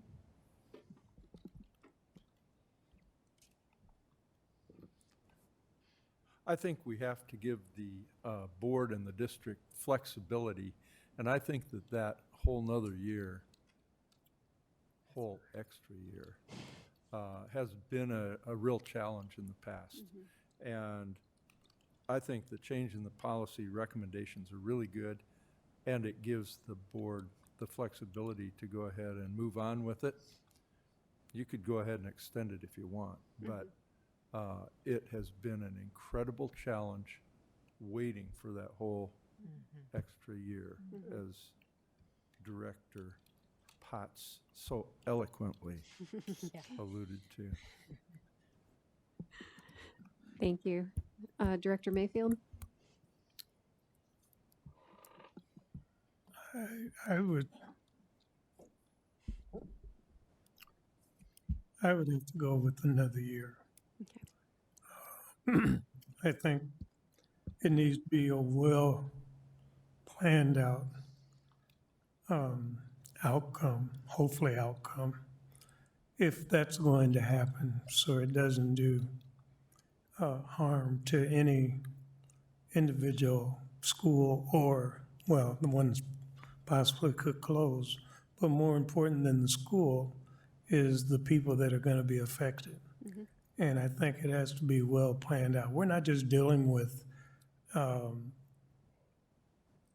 closing one school. We're dealing with affecting the community in general, all the way up, whether it's elementary, whether it's another junior high. You're going to be affecting the high schools.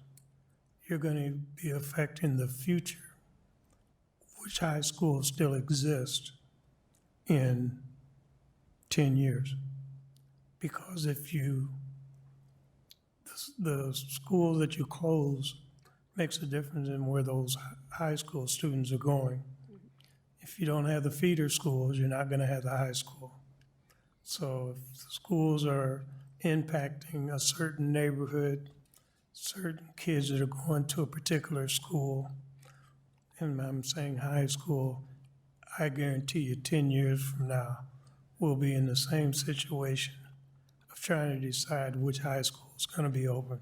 We are putting the seed in the ground right now to close the high school, according to what school these students attend, whose school is closing. Can I ask a question though? If all of that, so I completely agree with you that the most important thing is the students and the families. If the research is done where we've figured out where the students would go, where, you know, all the boundary changing, all of the information in terms of what buses would still be running and where students would end up in high school and things like that, before we make that final vote, would that change your mind at all, or you still would want to wait for people to adjust? The idea is that we would vote and the decision would be made, but we'd have all of those things worked out. The amount of time would be to allow the community to adjust to the change. I do understand what you're saying. It's a very important decision and it should not be taken lightly, and you really have to think carefully about it.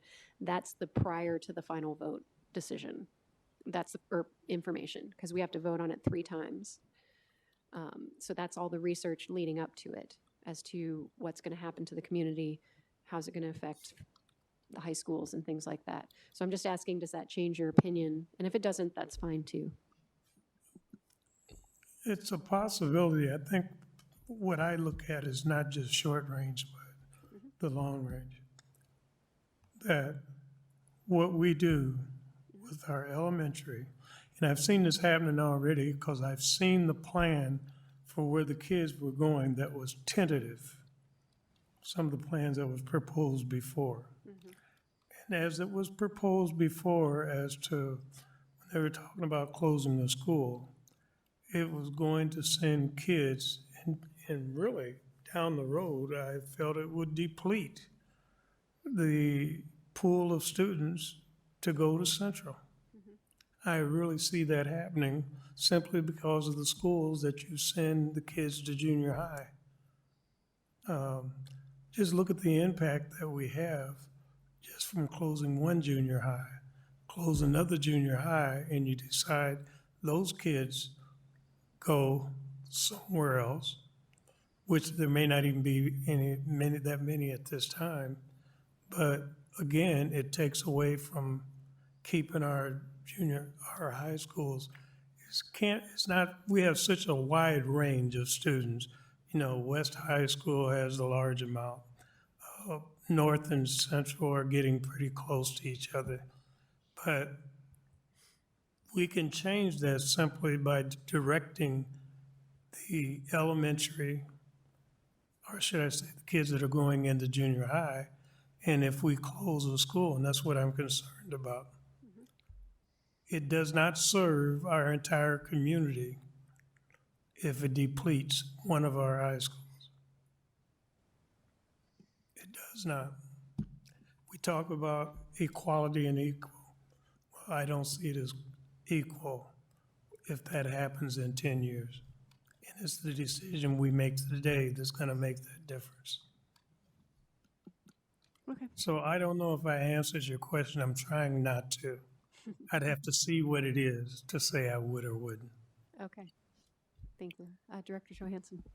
Yeah, one more thing. Because I think the question was about the 1 year.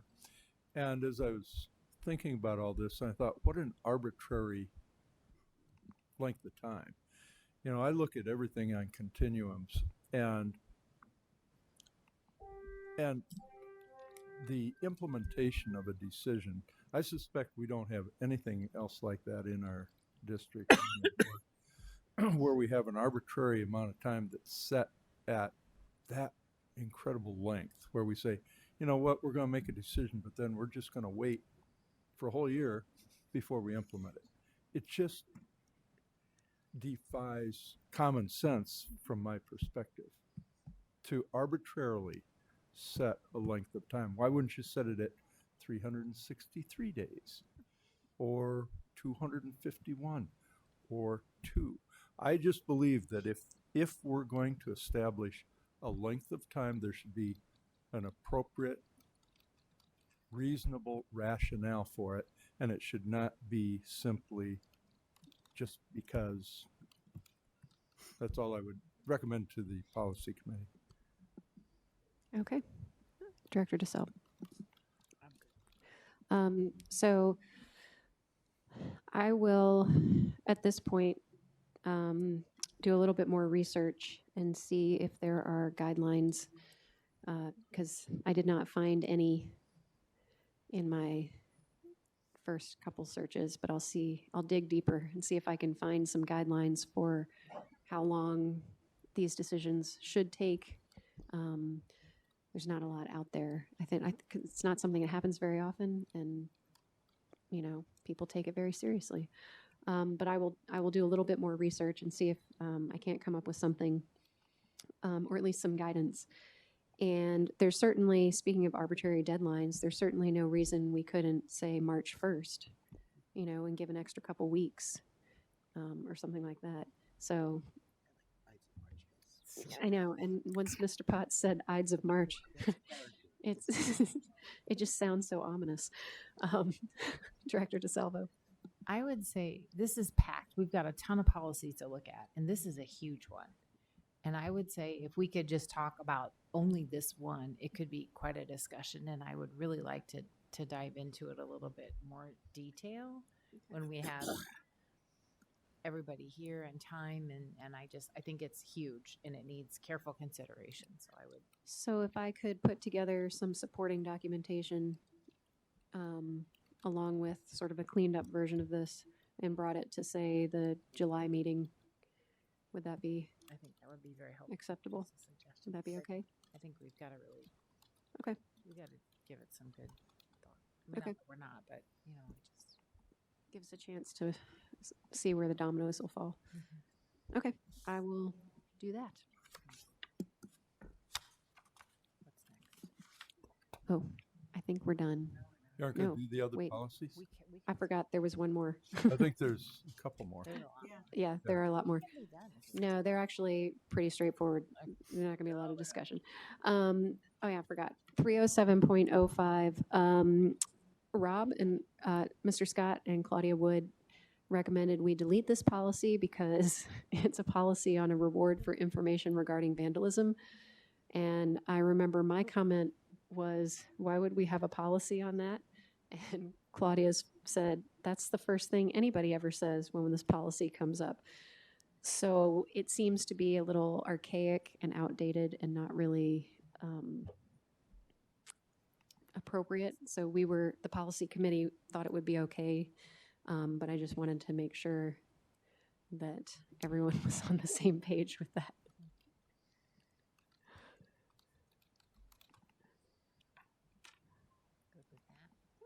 Okay. The next one is policy 504.04 on student substance abuse. And this is one that had a lot of language in it that we typically don't put in policies anymore. And so we cleaned it up a little bit and deleted the things that you typically don't find in a policy that might be in an administrative regulation.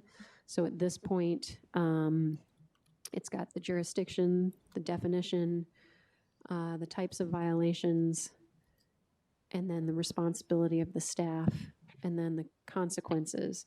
But it also has procedures for all personnel if they encounter a student. We can revisit this and look at IASB or ISFIS recommendations as well. I don't think anybody disputed the need to have a policy on student substance abuse, but whether we need all of this information is debatable. So I'd be happy to hear anybody's opinion on that.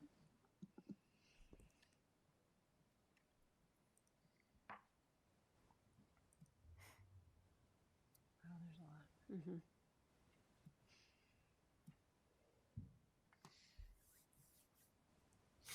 Are you gonna do any more? Pardon? Are you done? Nope. Oh, okay. All right, so the next one is 504.09, which is on cell phones and electronic devices. And we had a bit of a discussion on cell phone use because apparently, well, it can be an issue in some classrooms, teachers having to spend a lot of time policing cell phone use. And I indicated, I spoke to my experience as an instructor in college, having a no cell phone policy. And so we came up with a compromise because a lot of what we ended up talking about was not in the purview of board policy. It was under what administration does with classroom management. So what we decided was to include language that only high school students were allowed to use cell phones during lunch period and passing time, and then that teachers may allow students to use them during classroom instruction for instructional purposes, and that under any other circumstances they're not allowed. And that would be in the classroom at the elementary level and junior high level, they're prohibited. But again, as a board, our job is to set sort of the overarching policy, and then the consequences of such and how they're disciplined would fall under the purview of administrative regulations. And then the last one is 505.12, and this was on student distribution of non-curricular materials. So sometimes students would want to distribute something that is unofficial or not related to school, and there are procedures. They have to be approved by the building principal and meet requirements prior to the distribution. And the first question I asked was, does that cover religious materials? And it does. So students can't just hand out whatever they want in a school. Or parents. Director Hoshno-Hinson. I apologize. I meant to say something during the cell phone policy. The only thing, I like what's been presented. I just want to make sure that somehow that we're taking the temperature of what's going on, because this is, for me, of all of the comments that I get, this is the second highest number of complaints. I'll say there's nobody that has said, hey, you guys really are doing a good job with cell phone policy. And so I don't know if there's a way maybe to add in that the administration will at least occasionally or once a year take the temperature of where we are on this, because I want to make sure for as much as we can that it isn't adversely affecting education. And my sense is that it is. So it's just an idea. The policy committee can do whatever it decides, but Okay, thank you. Anything else?